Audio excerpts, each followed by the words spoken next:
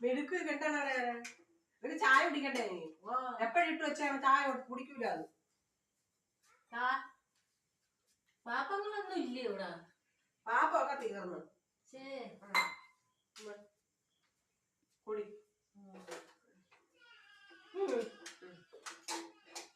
നല്ല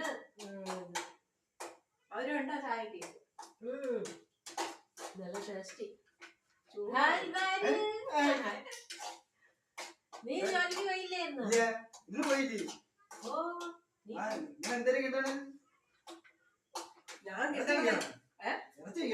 ഇറച്ചി അല്ല ഇത് മിനുക്ക് കിട്ടണത് ഇത് ജോലി ഉണ്ടാകും കുറച്ചു നേരെ അയണിങ്